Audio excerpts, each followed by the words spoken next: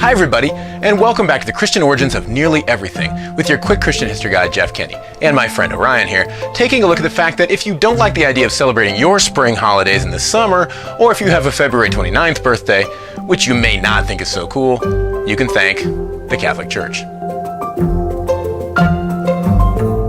Yes, while it's true that the idea of leap year has been around since ancient times, our present-day leap year owes its existence to Pope Gregory XIII's adjusting the calendar, then known as the Julian calendar, and named for Julius Caesar, to ensure that Easter would continue to be celebrated each year around the time it was in the early church. The old Julian calendar had followed the example of the Egyptian calendar in adding an extra day, since after all, there aren't exactly 365 days in an astronomical year. But as time passed, the calendar days gradually began to get out of sync with the seasons, since the Julian calendar really didn't adjust things quite properly. Pope Gregory XIII calculated that the calendar was out of sync with the spring equinox by 10 days. Now, the date of Easter had been set by the Council of Nicaea in 325 AD, the same council which gave us the Nicene Creed, which is the creed that many churches recite every Sunday to this day, by the way.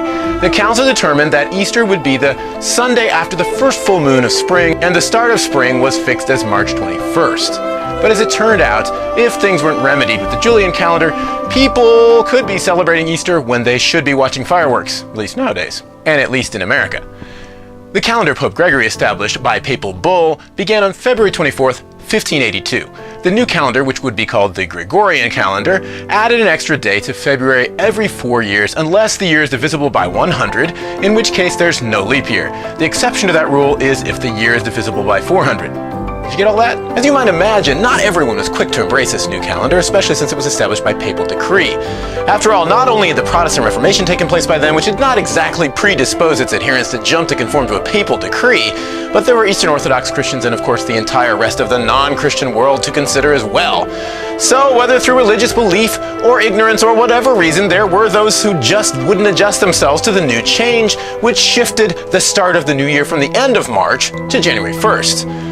The story goes that such folks eventually became the object of widespread ridicule, and in reference to their holding on to the old dating of the new year, became known as April Fools. Of course, this day remains one for pranks and silliness up to now. Now, eventually, most of the world shifted to the Gregorian calendar, of course, though there are a few countries that are exceptions.